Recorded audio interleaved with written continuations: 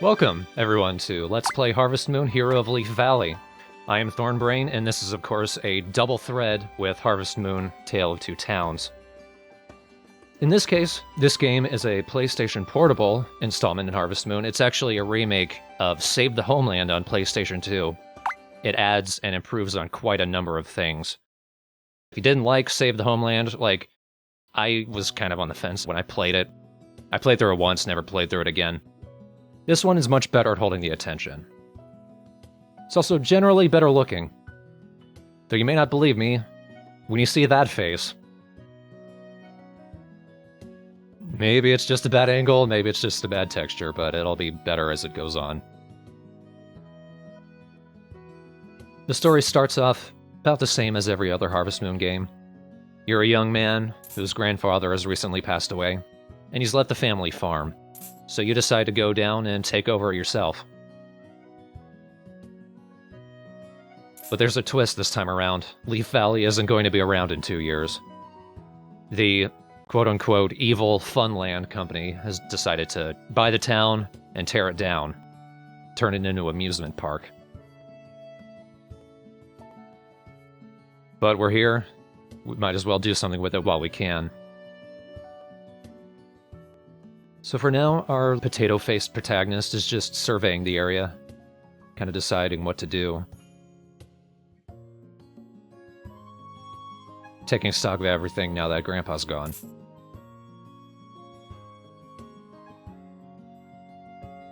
Of course, you never would have guessed there would have been anyone here ever. The place is completely empty.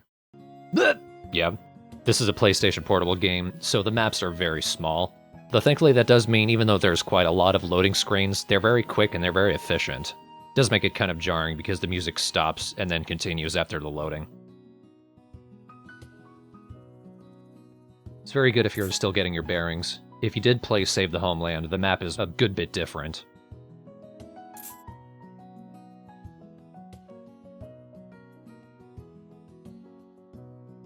This sequence right here is basically the same as it was in Save the Homeland. Only the text, the characters' movements, and the whole process overall is much faster. Save the Homeland is pretty slow to start. This one, you generally get into it pretty quickly. And here we have the walking mascots of the game. The harvest sprites.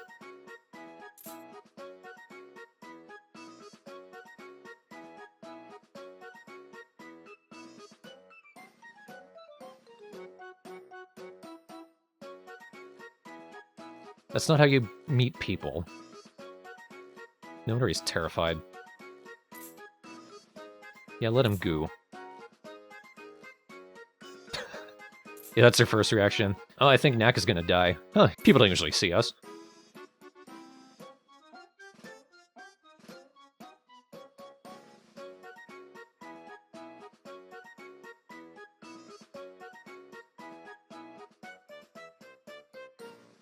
Now, despite their name, the Harvest Sprites don't really have anything to do with the farm, necessarily. They just kind of live here. In other games, if you befriended the Harvest Sprites, they would help take care of the farm. Like, especially if you got sick. And when you're sick, you pretty much miss the entire day and you can't do anything. The sprites, they just hang out in the cave. Although they will give you stuff if you give them mushrooms. But that's a good bit off. And here we meet the omnipresent, omniscient deity of the Harvest Moon series, the Harvest Goddess.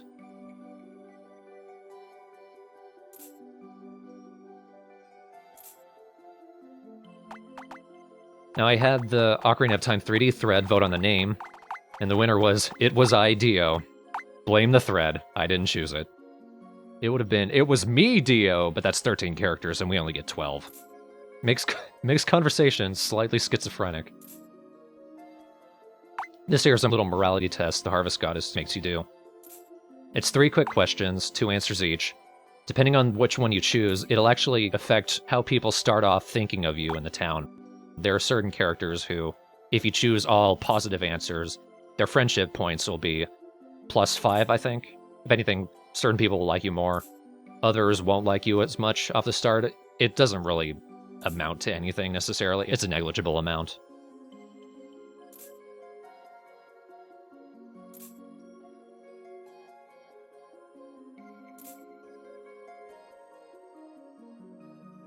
And so we end up having a reason to stay, because some random floaty woman told us we're going to save the village.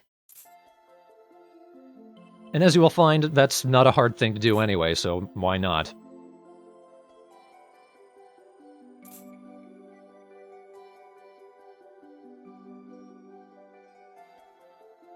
Do I need to ask my dad? Could be his farm for all we know. After all, it is the worst farm. That's a good name, thank you, ma'am.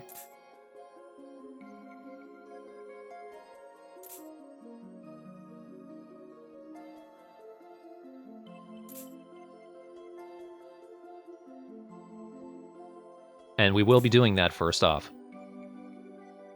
Because we need to talk to all of them to open up basically anything. And I do mean everyone in town. There are some people who haven't actually moved in yet, but they'll show up before the end of the month.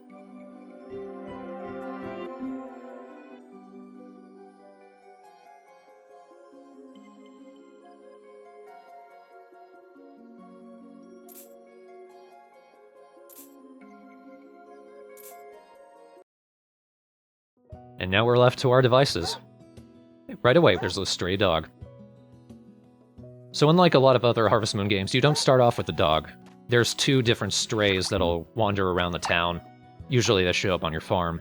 In order to attract them and actually tame them, you need to leave food in the dog bowl. It doesn't necessarily matter what item you put in the bowl. As long as it's technically edible, it'll automatically turn into dog food. Like in Harvest Moon 64 if you played that. Though do keep in mind, better food will tame them faster, so you can leave herbs in there, which are very common. But eggs, milk, fish, things like that will tame the dog faster. But we are farmers. Thankfully Grandpa left us with his tools, and 4 potato seeds, which is more than enough to start us off. Most of the tools we can upgrade, the watering can is not one of them, sadly. But it always starts off with 30 doses of water.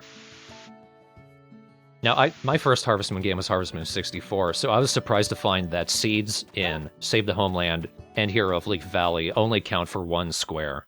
Usually they count for 9 squares in a 3x3 pattern.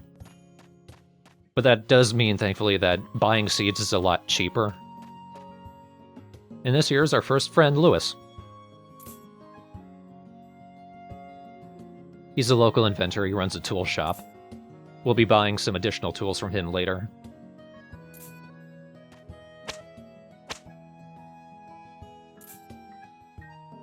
Got our first foraging item. Some foraging items you can get from around the village. Generally, most of them are up in the mountains. The red herb, you use that to relieve your wariness. If you look up in the top left corner, you'll see there's a little ring around my character's face. That's wariness. It's different from strength, which is basically if you're able to use your tools at all. Wariness accounts for basically if you can get up in the morning tomorrow. If the ring becomes half red, there's a good chance you'll wake up sick in the morning. So it's a good thing to have a few herbs on hand to get that back up so you don't end up missing a day. We just passed by Bob, he runs the ranch. We'll be buying cows and things from him later. Tim is his little brother. He's an adventurer. You can catch bugs in this game, and Tim is the only person you can give them to. Well, aside from one other thing, but generally people won't buy them from you. So you need to give them to Tim, and he'll give you 10 gold for it.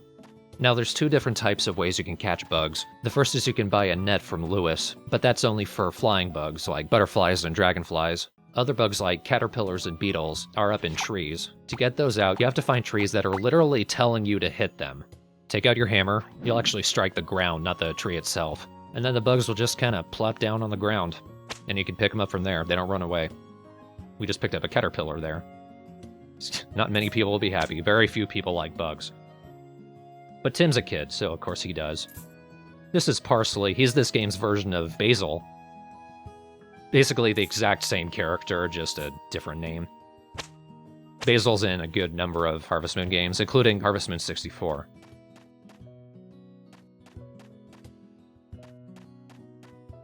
Got our first berry, the Very Berry. Those are some of the more common foraging items, the berries. Interesting, we're going to also pick up walnuts and chestnuts in this game, in later seasons, but they also count as berries, technically. You give them to certain people, and they treat them the same thing. They'll refer to juiciness. This game's interesting that way. And here we have our first bachelorette. This is Gina. She serves as the maid here at the villa. She's pretty straightforward and straight-laced with you, but she opens up more as you become friends.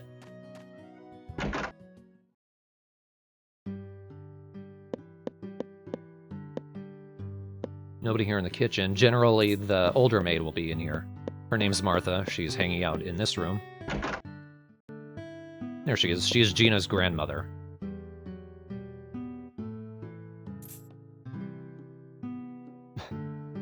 She thought it was Gus's grandson, but it was Dio. Now, the actual lady of the house is hanging out upstairs. This is Dia. Oh, Jesus, people are gonna vote for her just because of that, aren't they? It was her, Dia! This is your fault, Thread. I hope you're happy. She is rich, spoiled, and more than a little ignorant of anything having to do with anything. She doesn't even know what berries are. And that's about the most polite she ever is with you.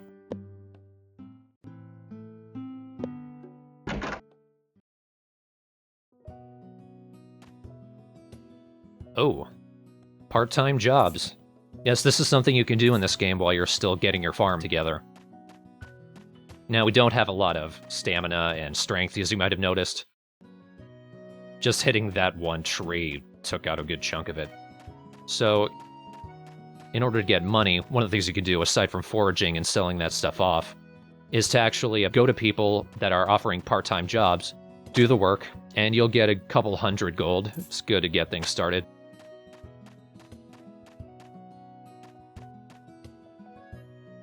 This is Woody. He runs the carpenter's shop. He's another guy with a part-time job that we'll be doing.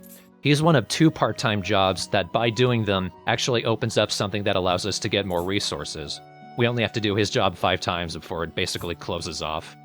But then we're able to, in his case, cut down trees for our own lumber. Which is good because we can't really buy them. The only other way to get lumber is to bet on the horse races. This is Joe and Kurt. They're his apprentices, and they're brothers. Joe's the outgoing one. He likes fishing. Kurt's the reserved one. He likes Dia, so... Also, he's quiet. 2 note, better than 1 note. This is Gwen. She is Woody's granddaughter and our next bachelorette. She minds the actual shop part of Woody's carpentry shop. She's a big animal and nature lover, and she's a bit stern with you early on, but she and Bob are actually the people that get us a horse, so we're cool with Gwen.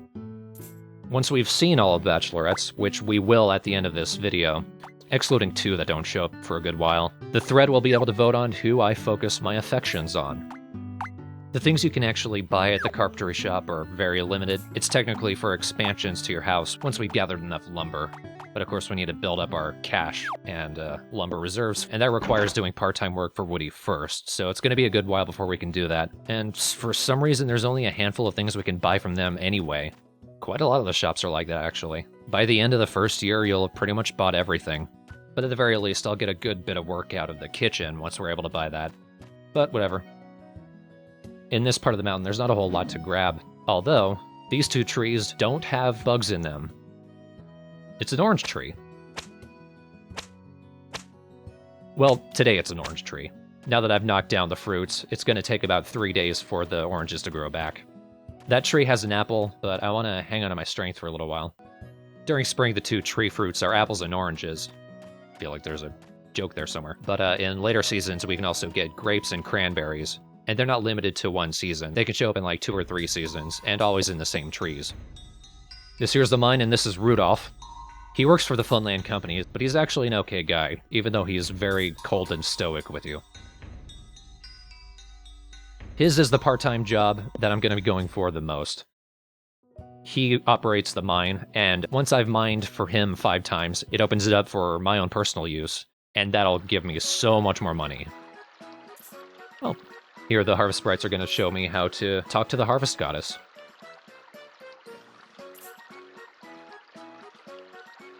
It's the same as every other Harvest Moon game, just give her an offering. This Harvest Goddess likes flowers and fruit, so they've given me an apple to give her.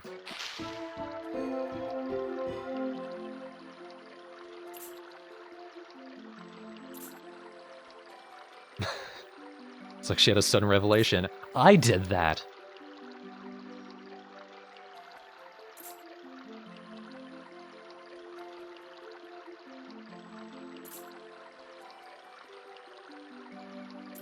She especially likes vegetables that you grow yourself. And by the way, she's also another bachelorette. So, if you want her, remember to vote for her.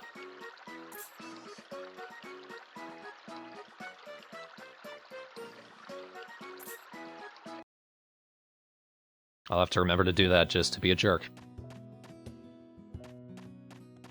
For the record, for this particular part, I'm not doing a whole lot of cutting or speeding up or anything. I'm just kind of letting everything run, letting you guys kind of get a feel for the village and for all of Leaf Valley.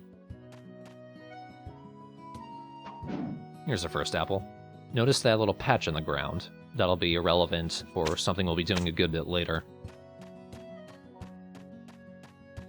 One thing you might notice, Hero of Leaf Valley has an interesting mix of some of the most gentle, relaxing music I've heard in a Harvest Moon, and some of the worst sound effects I've heard in any game ever.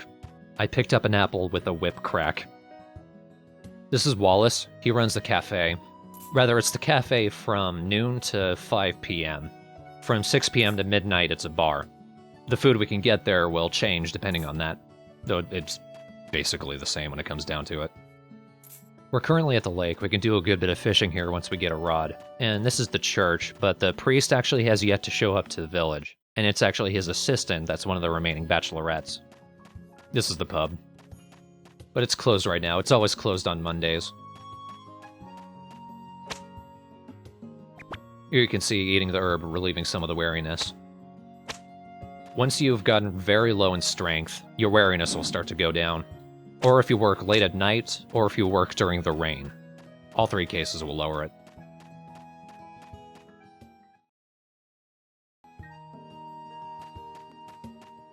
This patch right here of green herbs always has 3 every day, so it's a good place to stock up.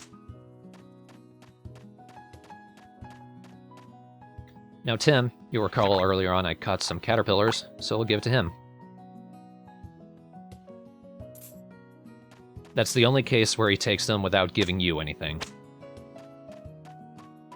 So it is a genuine gift. Here on after, he's basically a merchant.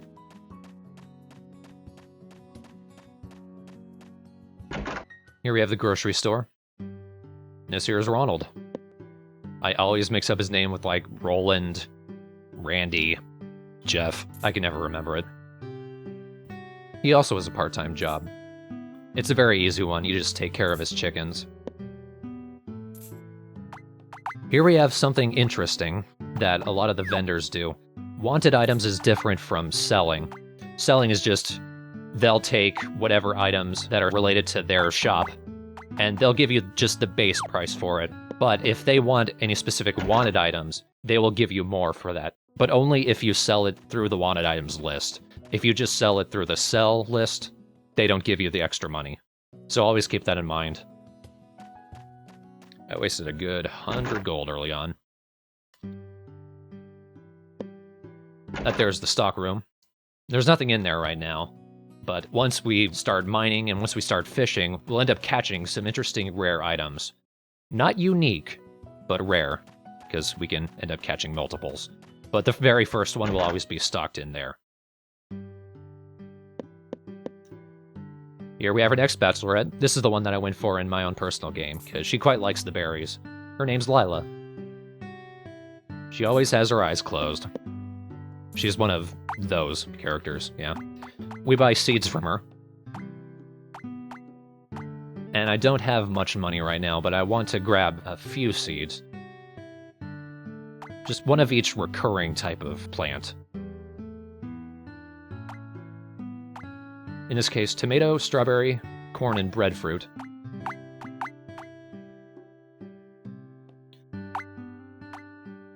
Now this game is slightly bizarre, because Almost all of these that don't specifically say they can only grow in spring can be grown in all of the other seasons. The only problem is they still wilt during the season changeover, which is obnoxious, so you still have to cut them down and replant them. I'm hoping to catch the music right where they stole the melody for Zelda's Lullaby. Seriously, keep an ear out for it. Unfortunately, I don't have any money, but still worth checking out the tool shop. Lewis has a number of things he can do for us. One of which, we haven't seen this yet, these are requests. Lewis's shop and the bar are the two places where you can go. You can accept requests. People throughout town have asked for a certain number of specific items. Once you've collected that number, come back to the shop, go to the deliver section, and give them, and you'll get some extra money. You always get more money than what that number of that item would be if you just sold it normally. So it's worth doing for some extra money. He can also upgrade the items once we're able to go mining and get some ore. And also he sells the items that we use to take care of our animals, and he also has the fishing rod. And the AP medicine is very good, because it recovers all of my strength, at least as much strength as I have now. There are power berries in this game, but it's going to be a long time before I can get them. But it also recovers my weariness, which is nice. So it's very good if you end up saying working late at night, or if you do what I do. I like to... Oh, wait. There, they stole Zelda's Lullaby, hear that? Yeah, but where was I? I like to find the fishing spots and just kind of spend the rest of my stamina and strength fishing, getting some extra cash for later.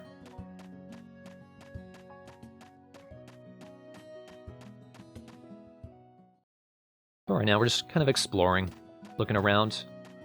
This door right here leads up to one of the other bachelorettes, but she's not in right now. She's probably off at the beach, but we'll catch her in a bit.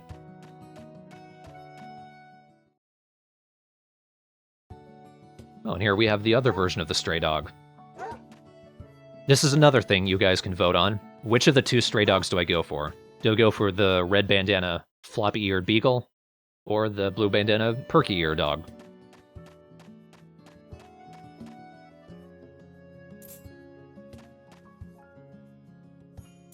Yes, once your strength has gotten very low, all of the characters will comment on it. And I can't get out of the way! Thank you.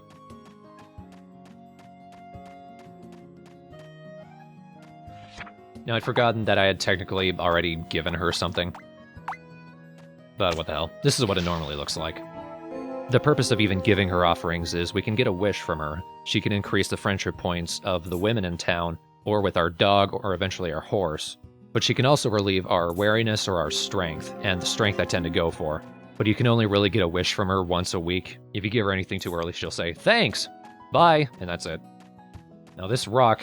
We're going to have to actually catch a lot of fish in order to open that, believe it or not. That's for the end of the video. You'll see. Here, this is actually the Funland Company offices. They actually have an office on site. The people there are jerks. We'll see them in, I think, the very next video. If anything, we'll see them pretty quickly. Tim is here during the afternoon. And here we can actually sell him a bug this time. No matter what, he always says that the bug you give him is rare. And they're always worth 10 gold. But hey, if you catch a ton of bugs, and if, for some reason, nobody has actually asked for them in the requests, and yes, that will happen, you just give them to him for some easy change.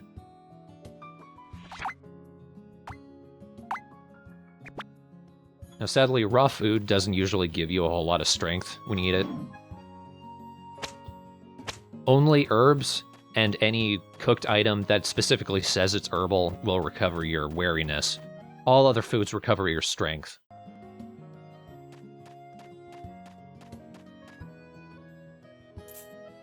And now I'm basically a walking corpse. I can't do anything now. Yeah, and here we have our final bachelorette for now. This is Katie. She is Wallace's granddaughter. She acts as a waitress at the cafe. She does not work at the pub, though, because she is only 16. Only 16, and yeah, she's still a bachelorette, though. Those wacky farmers. What are you gonna do?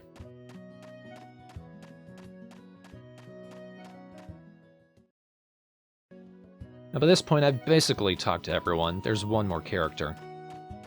But he's not quite necessary for unlocking the actual part-time jobs. You have to actually talk to everyone before you can access those. And here we got a Moondrop herb. They're surprisingly rare, the flowers in this game. They only show up every few days. But that's the same for the berries. The very berries specifically only show up every 3 days. You can actually see them growing, but if they're on the ground and they're green, it means they're not ripe and you can't pick them up. On the beach, we can also pick up some shells. Later on, we can pick up a clam here, which we can use for cooking, and also a piece of coral, which goes in the storeroom. Can't pick up those coconuts, though. It's just too bad. They're just permanently there, stuck in the tide. Earlier, we also picked up some blueberries.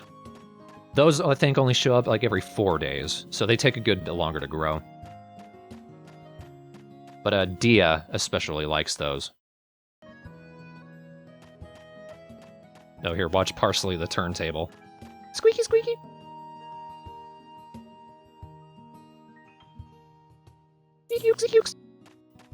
This place can get a little confusing.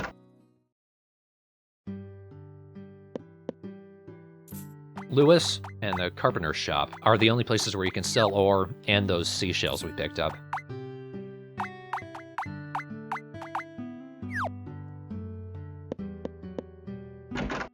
Now, I haven't mentioned it yet, but this is a PSP game, and you'll notice the camera is very bad. That's the problem with hardware that doesn't actually have camera control. It's not too bad, though. When you go at a diagonal angle, the camera will slowly move to follow you. Or you can press the triangle button, and the camera will immediately center behind you. And there you can see fruit equals meat. Yeah, I don't know. No mail. You only ever get letters when you fulfill a delivery. The person who ordered it will send you a thank you letter. And also when it's a festival, but those letters are read in a cutscene. But yeah, the biggest flaw of this game, I think, is the hardware limitations. It was a portable game, and it looks remarkably good, considering. It looks a good bit better, I'd say, than Save the Homeland. But the lack of really steady camera controls, the fact that your character seems to only move in a straight line, forward or diagonally or to the side, and you'll see later, the game tried to get around that in a way that just makes taking care of your animals an absolute pain. C'est la vie. You're just looking around the farm. There's enough space for enough chickens, cows, and 1 horse for our devices. There aren't any sheep in this game, which is too bad, but they made it a point not to actually implement anything that would require it, so I guess it's fine. There's actually a very easy way to get an egg, which we'll be doing tomorrow. You don't actually need to buy a chicken. Just once you've gotten an egg, you can put it in the incubator and it'll hatch in 3 days. You can also buy the egg if you want, but we'll actually be given it in time, so don't waste your money just yet. Right now I'm just taking stock and seeing if there's anything left for me to talk about before we go ahead and meet our final character and then call it a day. Well, this is something. This is a toolbox. We can put non-food items in here. That does include the herbs and bugs, but it does not include the berries, so we're gonna have to hang on to those. Once we can upgrade our house, we'll be able to get a kitchen, which will include a very big refrigerator that we can put food items in.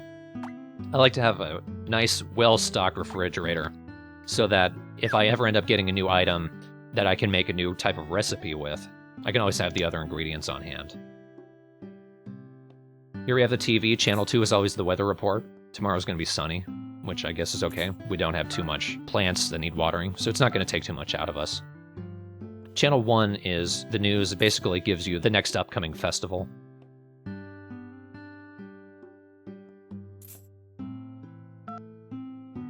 And number 3 is entertainment. In this case, it's a very uneventful show about a ninja. Kage then realized that the writers were Japanese and thus did not do punchlines. His comedy career was soon over. The ninja never tells why there was a woman chasing him. Here we have the calendar. The game immediately tells you whose birthday is on what day, and which upcoming day is a festival. The race day is going to be fun. Even though we don't have a horse, you can have a good bit of fun with the races anyway. But, I'm actually going to let the thread decide if I actually have the fun. It counts as cheating. Nothing in the recipe book, but we'll fix that as soon as we get the kitchen. And no idea what fish prints are. I think it's time we go meet that last character. He's hanging out at the lake.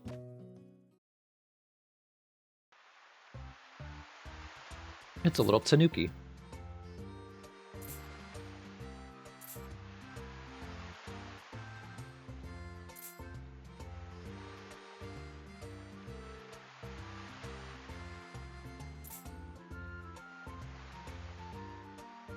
He's going to be our new fishing buddy along with Joe.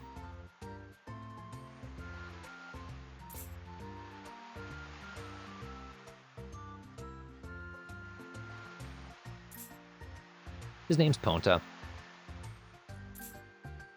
When you catch a new fish, you can give the fish to Ponta, and he'll give you a fish print, which is basically just a black picture of a fish. But if you collect enough fish prints from him, he can actually open up new areas for us to go fishing in, such as the area behind that rock in the Harvest Goddess Pond. You can also choose to have him give you recipes for the fish you give him. If you've already gotten a fish print from him, he'll automatically give you the recipe, or vice versa. Or you can choose one or the other from the start. He gives you both no matter what.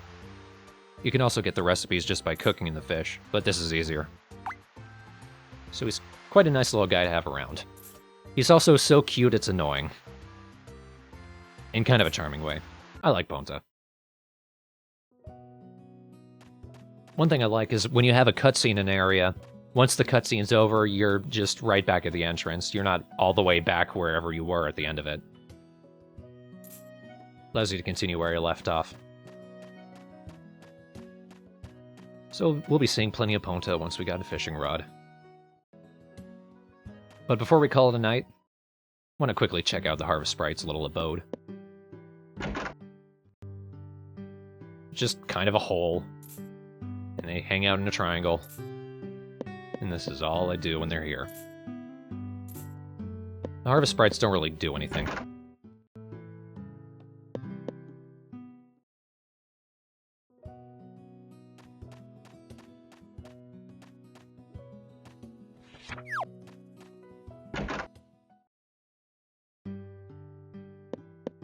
And the last thing we're going to do is look at these quick little options. The balance sheet, it's the same thing that shows up when you go to the save screen. Just kind of gives you an idea of everything you have right now. Delivery records is everything you've sold so far. Character profiles allow you to see a quick little snapshot of each person. If you look at them, they'll tell you the things that they like. At the bottom right below the character's image, it'll actually show all the hearts that they have, which is a good way to see how far your relationship is going with one person. But that's all for today. Tune in next time when we'll finally get down and see some of those part-time jobs we can do. But in the meantime, if you are a patron or if you're following the Something Awful thread, I would like you to vote on which bachelorette you want me to go for. There are 2 more that'll be coming up. I'm not especially interested in them, but if you know who they are, feel free to vote for them. Do put it in the spoiler tags, though. Go ahead and give your suggestions for names of chickens, cows, and the horse we'll eventually be getting. I already have the names chosen for the first chicken. That's just because I recorded ahead a little. And lastly, which of the 2 dogs you want me to choose once I've finally been able to tame them, as well as the name for it. Hope you enjoyed, hope you stick around, and we'll see you next time.